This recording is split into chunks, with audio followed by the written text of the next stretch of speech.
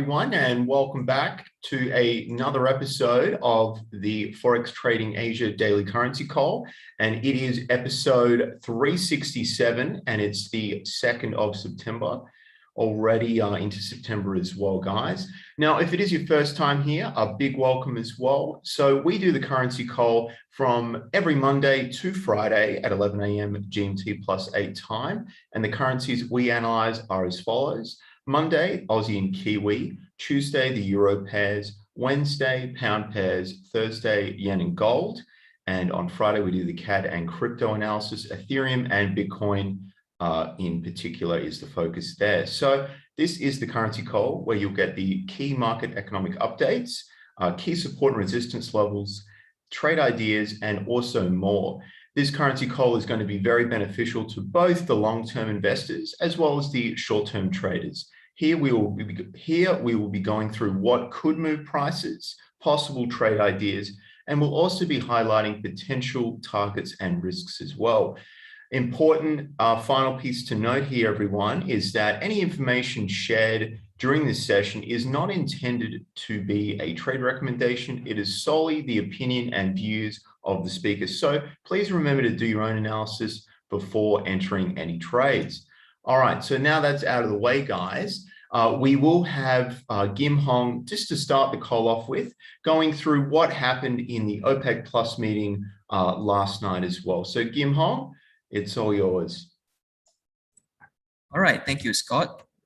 Okay, so OPEC Plus, what did they actually decide to do? Okay, they actually decided to stick with the plan of increasing oil production on a monthly basis by 400,000 barrels per day. Okay, so this was actually a decision, sort of like a plan that was actually sort of like created, back in July, and they actually say that they're just going to hike on a monthly basis, 400,000 barrels per day. All right. So eventually, when it hits like next 2022 September, the overall, the total number of cuts, that took place back in last March due to the pandemic will be completely recovered. So right, so for October, we can actually expect a 400,000 barrels per day cut from the OPEC Plus. So the reason, that they give, because I think I mentioned back in, I think 2 days ago during the prep video that the Kuwait's oil minister, actually mentioned that they may consider holding back their plan of oil hike.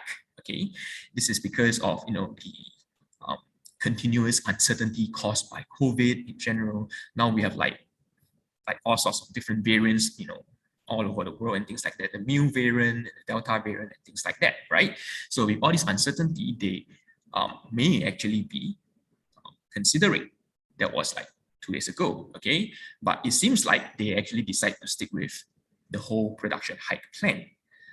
The reason they give is because, although there's uncertainty caused by the pandemic, all right, market fundamentals have strengthened. I think this is something that we can actually see, even from the different central banks, that some of them has been carrying out, tapering, more tapering. For example, the Bank of Canada, and even the more, I would say, conservative one, the Federal Reserve, is actually considering a tapering in the quantitative easing.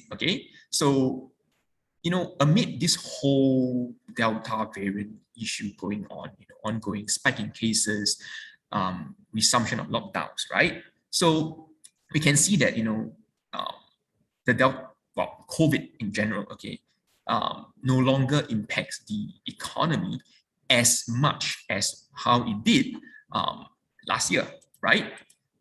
You can say that the economy is getting more and more resilient. Global economy is getting more and more resilient in general. So, which is why the OPEC Plus, they felt that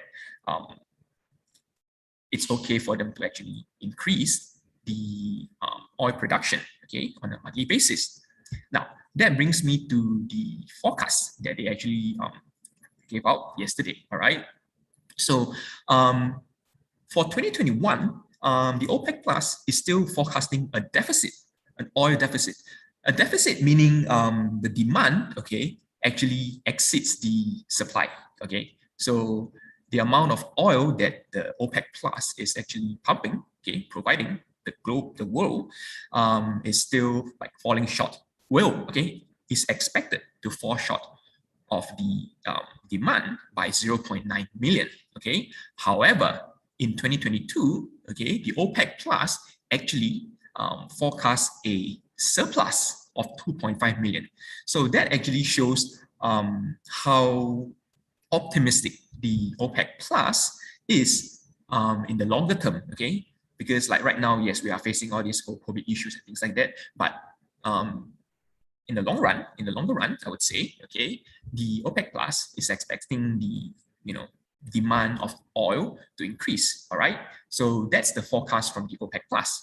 Now, OPEC Plus experts, okay, keep in mind that all these are experts, okay, they are not the OPEC Plus, okay, but their feedbacks, their comments, their forecasts are actually very useful when it comes to getting a good grasp of how the oil market is performing, okay. So the OPEC Plus experts, okay, revised 2022 demand outlook for oil, okay, upwards, okay, from the previous 3.28 million barrels per day to 4.2 million barrels per day. So we can see it's sort of like in sync, okay, in sync among the between the OPEC Plus and OPEC Plus experts, okay, when it comes to oil outlook, the outlook for the oil market, okay. So yeah, with that, because of this whole continuous this plan to proceed with the oil production hike in October, there was actually an initial reaction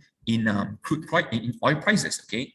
Specifically, crude oil actually dropped to I think around 67 barrels per barrel, $67 per barrel, okay, before making a sort of like a recovery for like a 50% recovery from what they actually from the declination that was that took place yesterday, okay. So I wouldn't say this is much of an impact on oil price, okay, unless they were to hold back on their plan for October, okay. So that's it for oil. The OPEC Plus will be meeting next month I think it's on 4th of October, okay? So that is when they will, once again meet and gather and decide if this 400,000 barrels per day production hike should be carried on for the month of November, all right? So with that, I will update you guys again. Otherwise, yeah, that's all I have for you guys today, okay? With that, I'll hand it back to Scott.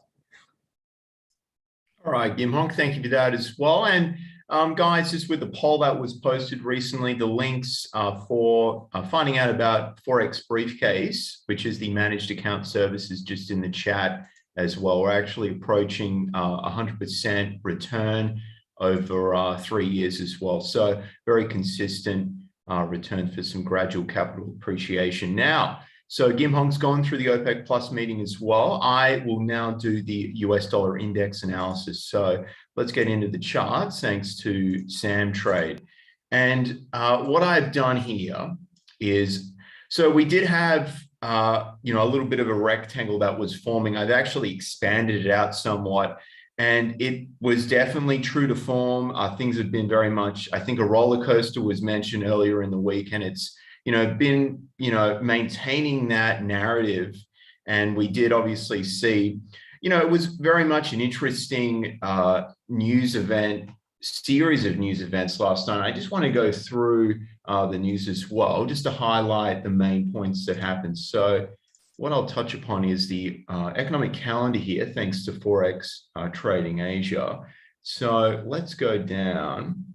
It's been a lot of news this week. So for last night, we did see the ADP non-farm employment change. Now, that did beat the previous month, but expectations were that things were going to be much better than the 374 that actually was released. But it was interesting in that, nearly 2 hours later or so, we saw the ISM manufacturing PMI come, better than expected. So, there wasn't really a collapse or anything like that of the dollar, because really the market in the back of its mind is, has the NFP that's coming out. And really, Jin went through this as well yesterday as well, guys. And what really to focus on, for tomorrow night, you've got the average hourly earnings month on month. That's something to pay attention to. We've got obviously the non-farm payrolls as well. And it's just unemployment rate. There's a lot of stuff coming out. So when in doubt, just sort of stay on the sidelines. And if I want to show one more thing here. So this just puts it into context. So really, it wasn't super dramatic. So for someone to say, oh, there's going to be a halt to the Fed's tapering and everything like that, really, the momentum is building and it continues to build for, the Fed to taper sooner rather than later. And that just really helps the US dollar as a bullish case. So, really in context, it's just nice to see a graphical form of, the ADP numbers that have come out. So it's fair that it's coming back down a little bit. And this doesn't necessarily correlate to the NFP as well. It seemed to have disconnected itself from what the NFP comes out as. So I would say, just to finish off, to go back to the charts here, and a conservative approach, and I've mentioned this, would be just to wait for the daily candle to close on the US dollar index, and then see what happens. Because really, I'll just zoom out. So the 92 flat level, you could say, is getting approached, but I would just say wait and see. We could see a dramatic reversal where we're back to over 92.50 to 92.70, and then you can say the bullish case is intact. So I think, just be a little conservative and wait for that. And then, some stronger trade ideas can be presented into next week. But I would say, from more of an aggressive standpoint, we've hit the bottom of the range. So, and we've got, a few news events coming out tonight. So it just depends on what this price action wants to do. But don't really hold anything in the lead up, because we have seen things get particularly volatile as well. This is a very big, significant event for Friday night as well. So just stay cautious is my final thoughts on the US dollar. So in regards to what's coming up next, guys, we've got the Japanese yen pairs, and we've also got gold in focus as well. So, and if anyone does follow the cryptocurrency markets, Jin has changed his background to the Ethereum fans out there as well. But enjoy, guys. We've got the Japanese yen pairs in focus and gold with Jin now. All right, thanks for that, Scott. Good morning, everyone. So just a quick heads up, this will take a little bit longer than my usual. Why I say that is because just as Kim Hong was sharing and while Scott was sharing, I've just added in a few more things that I would like to talk about. First ones being the yen pairs and gold. And if you stay on with that, I will be, because of the background I have here, I will be giving you a bit of my view and how we think about, how you can think about Ethereum. And also one other special currency pair I'll talk to you about. Right, so with all that said, let's get to it. First things first, as usual, heading on to ForexTradingAsia.com, looking at the economic calendar here. Today being Thursday, what do we have? We've had a bond member speaking from the Bank of Japan. It hasn't done too much in terms of moving the yen prices, but later at from 2:30 onwards, we do have the Swiss franc with a lot of retail sales number, CPI number, GDP numbers to be released. All right, so as I told you, I'll be talking about currency pair. I will be showing you a brief insight into the Swiss franc and into why it's not one of the pairs that I focus on a lot or entirely. Okay, so this is one of the reasons. I'll tell you more about that shortly. What else do we have tonight? We do have the jobless claims number. I've told you that it's a weekly number, so not a big change in terms of expected and previous. So I don't think this is going to move prices too much. We do have some other US numbers, Canadian building permits, followed on with Friday's yen services PMI. I wouldn't care too much about that. The Japanese PMI numbers are not a big price mover based on my previous analysis and experience. So what you're going to look at is on Friday, the main thing is we've talked about the euro and the pound.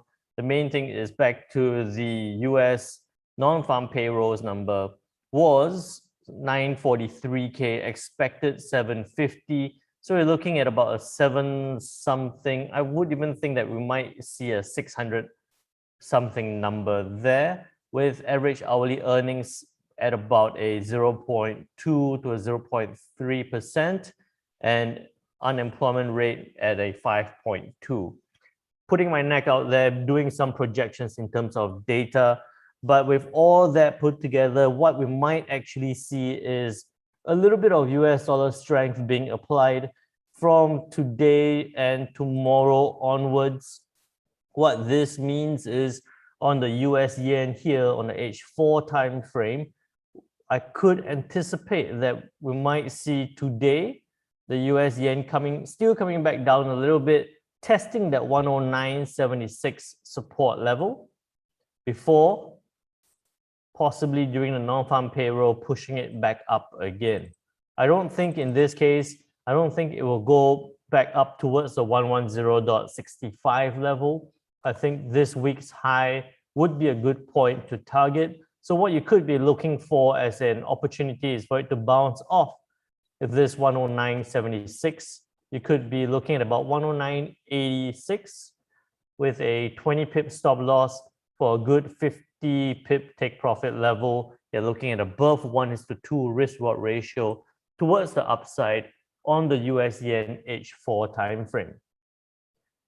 Why in this case I haven't decided or haven't thought that it would go all the way towards 110.65 is because, like last week's analysis here, we've seen that move, that pattern pretty much apply, but it hasn't been applied in that great an extent. We did see that drop down, we did see that bounce, we did see that retracement again. You can see the patterns here, but it hasn't moved to that great of an extent. So being a little bit more conservative now, I think we might see it test 109.76 before bouncing up. Still a very good 50 pip profit towards the upside. That is given that we see the US dollar strength being applied with non-farm payrolls towards the end of the week. Moving on to the euro yen, this is actually quite interesting. I've been sharing with our trading team, our guys here on the call, I think on the club platform as well. A lot of currency pairs now are sitting at major resistance levels or major support levels. For the euro yen here, it's tested. You can see those multiple tails testing that 130.45 level. And it seems like it's rejecting that level as well. So I think what we could see here is if we do see the dollar gaining strength, that could actually imply or relate to the euro dollar pulling downwards. And as the euro dollar pulls downwards, we could actually see that drag the euro yen lower. We could actually see it drag the euro yen lower. What you could be looking for is selling opportunities below 130. You could be looking at a 30-40 pip stop loss for a very good 90 pip take profit level. 1:3 risk reward ratio towards the downside, with the idea that we're going to see some US dollar strength dragging the euro down, in turn dragging the euro yen down, with the way the euro yen on the H4 time frame is reacting to this 130.45 resistance level. Given that if it keeps rejecting that level, we could see that retracement back down. Perfect trade would be for it to move 90 pips downwards, but you could have a check. You could check this trade at halfway at about 45 pips as it comes within this consolidation area here, deciding whether you still want to hold on to that trade or whether you want to get out early. So this is a trade that you could have a two-part decision, one halfway through at 45, or leave it to take profit at 90 to see whether it will get there. So that's the euro yen on the H4 time frame. Moving on to the pound yen, look at that. As I said, a lot of things sitting at resistance or support levels. The last time I said that it was going to come down off that 151.38 level. It came down a little bit before retracing back up again. At this point, I would like to say that it's going to come lower. I would like to say that it's going to come lower, break below this point and test lower. But I think that the pound yen seems to have been finding that base sitting right across. I would say that it's possibly going to come down, test a little bit lower before possibly going back up again. So this is where you would have to be very careful. Why I'd say that is because once it breaks lower, it could look very enticing to sell it downwards, but it could be a forced break. It could be breaking lower slightly before tracking back up again. So this is where you need to be, a bit less emotion in your trading. Follow the process. Watch the way it reacts to this 151.38 level for it to possibly break higher up towards that 153.74. But that's a very big move. I think that would reach that target, but in many different segments. So next up, we do have the gold. Gold, as you all know, those who are or who have been attending the sessions over and over again, my opportunities that I look for in gold is for buying opportunities where I'm looking for good places to buy, not so much to trade it. In terms of gold here, I'm not looking at it. I think that it will come down, but I'm not looking to trade it downwards. I'm looking for it to come down, test this 1777 level before possibly going back up again. This will be the part where you don't look to sell. You're sitting there waiting for it, letting it track downwards before looking for good buying opportunities at that reaction level of 1777. So with that said, those of you who have not already subscribed to the YouTube channel, make sure you get onto the YouTube channel. My course that I usually used to charge thousands of dollars for is now fully uploaded on the YouTube channel. You can watch for free entirely. It's all YouTube, so it's entirely for free. You can reach out. You get the tools, so the indicators are all there available to you to be sent to you entirely for free as well. And a common question I get about what I teach in terms of the trading, is it only for FX? Yes, the fundamentals is predominantly being applied to the FX market, but the technical analysis, the technical knowledge that you get during this course can actually be applied across the board, across different instruments. We've seen it work on, we've actually applied and seen it work on indexes. And now I'm actually going to show you an example of it working on cryptocurrencies as well. So this is the Ethereum chart on the daily time frame. This is where it is right now at 37.55. If I show it to you on the H4 time frame first, because we're more familiar with the H4 time frame, despite my background there saying, buy Ethereum now, I would think that if you were to jump in now, you're probably a little bit too late based on our technical analysis. Just simple tools that we're using, such as price action levels and indicators here, showing the sped up MACD here, showing a little bit of a pre-notice that we're going to see a retracement back down. We're likely to see some sort of a retracement back down on Ethereum, despite the normal MACD telling you that it's likely to move upwards. So this is H4 time frame. We're looking at some retracement back down. And those of you who are keen on price action, you can see some a little bit of a candle rejection there on the H4. So possibly looking at some retracement. Don't jump in right now. I think that there will be good buying opportunities at better prices on Ethereum, especially.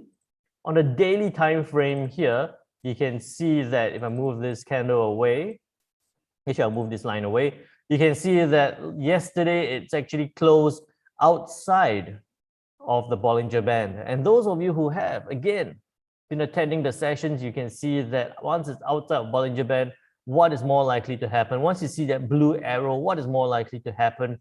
We do anticipate that in this case, it is possibly going to sit across or turn back down a little bit so that it comes back onto Bollinger before its possible move upwards towards the previous high of 41.47. So we're looking at a bit of a move downwards before that buying opportunity again on Ethereum towards the upside.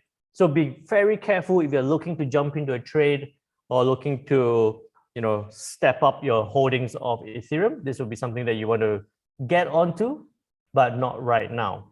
So many examples of how we can use that technical analysis onto the same way we do across different currency pairs, different instruments. With that said, I'll show you this. We do have the, where is this? Swiss franc GDP number, CPI numbers to be released. And with the GDP number, quarter on quarter, was minus 0.5%, expected a 2%. Swiss franc GDP number year on year was minus 0.5, expected a 9%. CPI month on month was minus 0.1, expected a 0.1%. So what you get here, looking at the Swiss franc data, we're looking at possibly very big swings in economic data, very big swings in terms of GDP, relatively big swings in terms of a CPI number. It looks like it could be very good trading opportunities, or looks like it could be very good big volatility that could be in line. But this is where the economic news, if you don't know what to focus on, the economic news can be a little bit confusing to most retail traders, because once you look at big news or big data, you expect big moves.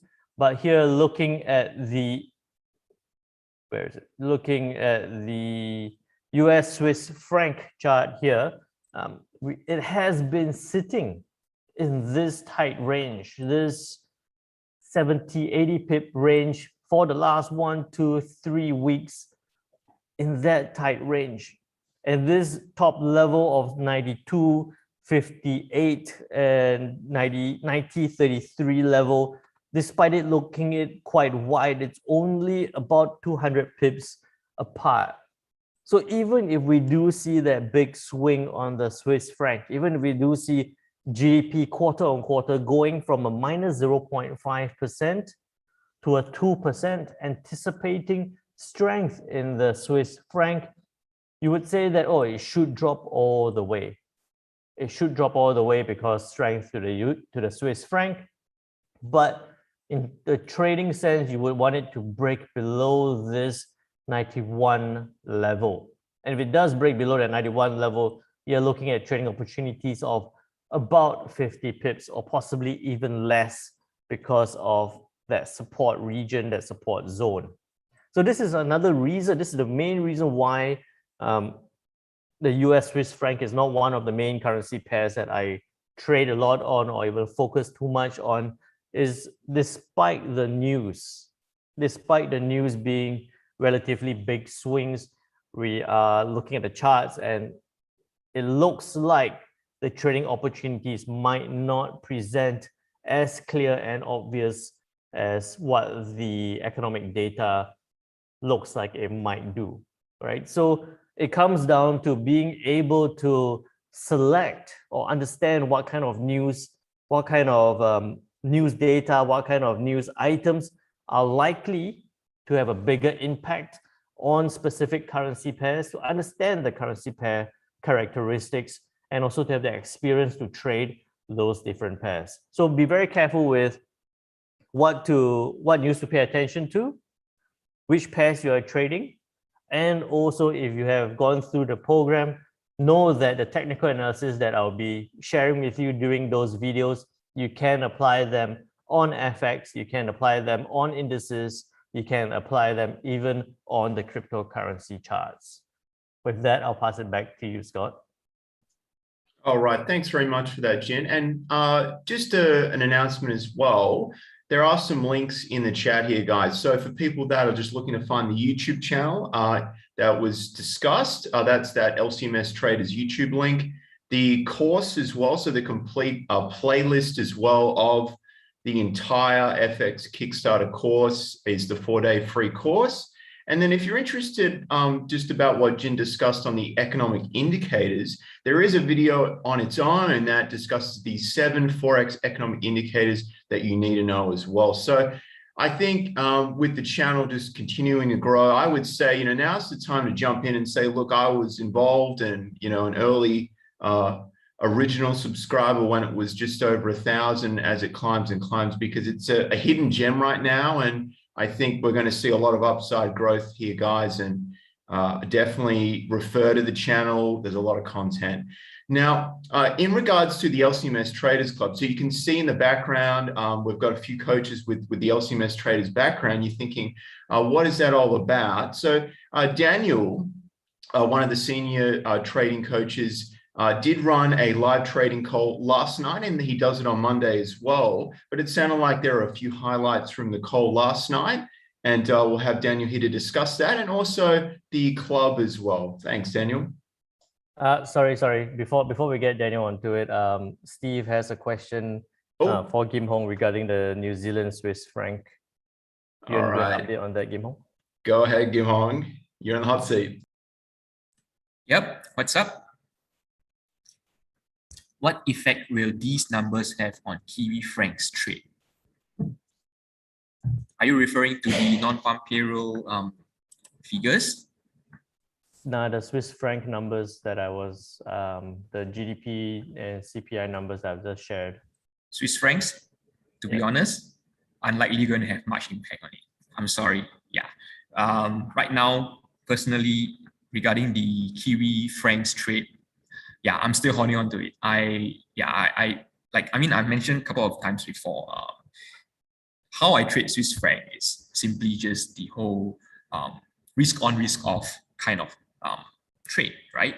Because Swiss franc is very similar to the Japanese yen.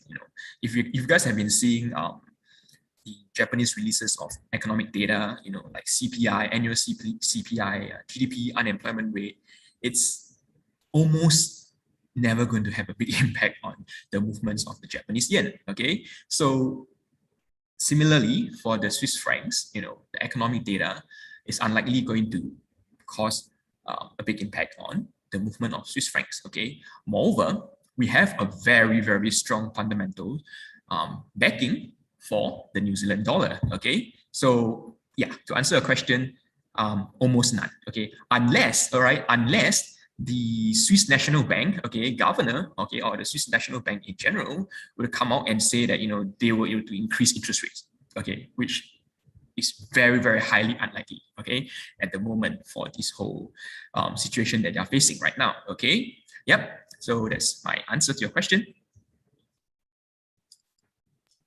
All right, thank you for that, Kim Hong, and good question as well, Steve. So, back to Daniel now, guys, just to fill you in on what happened last night in the live trading call, and also what the LCMS Traders Club is about as well. Thanks, Daniel.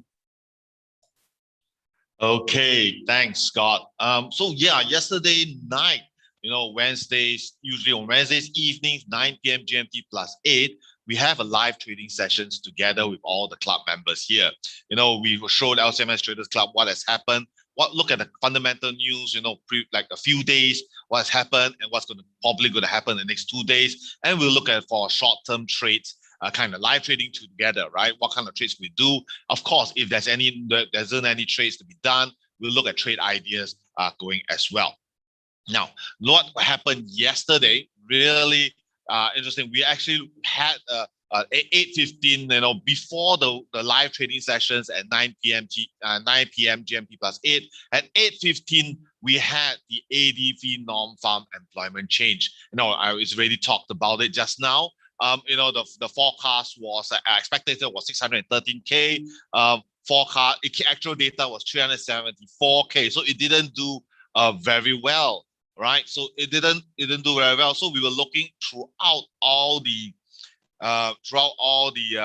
trading pairs, selecting the trading pairs, which currency pairs we will like to look at for the trades, right? Okay. Oh, sorry. Let's see here. We're looking for possible trades happening here, and then we can see that here right now. Yesterday at excuse me. So right now, yesterday we were looking at the point, and it actually shifted up, right? You know, it weakened the US dollar. We were looking at all the trading pairs and selecting one of the trading pairs to be taken at a short-term time frame. And at that point of time, at 9 p.m., straight away we were looking at, there's a consolidation here. Yes, they did move upwards in direction due to the weakening, the weaker than expected data. And then we were waiting for it, and it said we were looking at a consolidation. If it breaks out of this consolidation for short term, we could look for a short-term scalping trade to be happening. And it did that, you know, as we were going through all the other currency pairs, you know, it happened straight away. It actually broke out of the consolidation zone. So we actually went back, take a look, and take a trade immediately. Really very nice, where you could see straight away, just based on the fundamentals and technicals, where you see the momentums of the MACD is strong, still going, continuing up, following the trend, coming up towards and Bollinger Band was opening up, indicating a volatility has happened. So we took the trade. Now we actually did it a very short-term trade. We were talking and discussing that we want to do here, very nice terms of like a 20 pip stop loss and a 15 to 16 pip stop loss to all the way to about 23, 24, or even 25 pips of take profit target. You know, looking at it, it's possible we could do so. However, you know, bear in mind that we do know that at 10 o'clock we have ISMS manufacturing PMI, a possible news could be happening. So we actually decided to wait and continue to see if the price moves. We monitor while we are monitoring. We go through other currency pairs, you know, come out some trade ideas possible. And then when we come closer to 10 p.m., we decided that, hey, you know, I think it's not worth to take the risk, and we close the trade very, you know, even though the profit is only about 6 pips of take profit target. And then behold, what happened was ISMS manufacturing PMI got a good data, better than expected. It did drop down all the way, drop down to just slightly below where we're looking for the entry level that we took. But ultimately, you know, in a long-term wise, we did see that ADP non-farm employment change has a major impact continuing on for weaker USD, and is continuing move up towards the take profit target. But nonetheless, this is a scalping trade, and we're making a decision of why we actually showed and have live trading sessions to all the members here on why we analyze the market, and then we look for when and where we look for entry, and we also look for good reasons for exit strategy coming in, and that is where the news, fundamental news coming in. We don't want to take any risk. We minimize the risk by exiting out and secure the profits here. You know, so really, I would like to encourage everyone. Why don't you just come and join us in LCMS Traders Club here? All right. So in the LCMS Traders Club, we have, you know, let me go through the Traders Club here. You know, this is, of course, this is a calendar here. The LCMS Traders Club, what we have here, you know, also the videos for what happened at Live Trading Club is also placed inside here. You know, LCMS Traders Club is a club where we will talk about for all the club members to host a community of traders here, where we share trading ideas, analysis, monitoring the markets together. So you can see the trading floor right here, all the news happening, updates of what's happening in the market, like Scott is putting the morning market updates, you know, and if any trade ideas, immediate short-term trade ideas here, we will actually place it here, right? Up to all the news coming in. Like yesterday, I placed a US yen buy trade idea, and that we do so as well. And Jean also will put in updates on any daily currency, because you see something is happening, he will place it up here. A lot of sharings here. Now you got had Kim Hong coming in. She's on the market watch list. We have a lot of Jean as he gives up some analysis or fundamental analysis, what's could be happening here. Kim Hong giving some long-term trade ideas like Euro Swiss coming in. ECB consider slowing down asset purchases and what kind of ideas we put it in the market watch list for everyone to be looking at. So we have the short-term, medium-term, and long-term trades analysts, and for just 4 club members here. Okay, so we have a lot of major news. We'll talk about it maybe tomorrow. We have the signals and signal analysis where we give the signals coming in. We'll take profit targets, stop loss, coming in. And not only that, you don't only earn from the signals, you also learn how we trade. We can give you other analysis coming together. And when it hits TP1, TP2, TP3, we will tell you whether possible to secure profits, exit out, or continue to hold as well. Now, we also have education videos coming in, support, how to draw support and resistance, trend, Fibonacci, and also most important, a full detailed course on a 4-day Kickstarter video right here where you can watch just for the club members here alone. Okay, so now this is where, so I really encourage everyone to join here, join the club. For those who have not joined the club and would like to join all the group coaching sessions on Monday, 8 p.m. GMT +8, and also live training sessions at 9 p.m. We can do together. Come and join us at tradersclub.lcms.com.sg. Scroll it all the way down. You will see it's only valued at $49 a month. I mean, this is worth thousands, right? I mean, for all the benefits, we get the trade ideas, we have analysis back here. It's also worth thousands, but really a choice to join only at $49 a month. This is without a doubt the least you must do, to make sure you achieve your best in trading. So this price can change anytime. So do get on board, fill it in here right now, get on board, and I'll see you on the group coaching sessions on Monday. Scott. All right. Thank you so much for that, Daniel. And I have shared the links here, guys, to access that page that Daniel was sharing how to get into the Traders Club. I've also shared the link for Forex Briefcase as well for anyone that is interested in investing with the managed account. And that is correct, Allison. It's $49 US per month, which I've been around a little while in trading, and it's exceptional value for what you get as well in regards to a educational platform, provided by real full-time traders.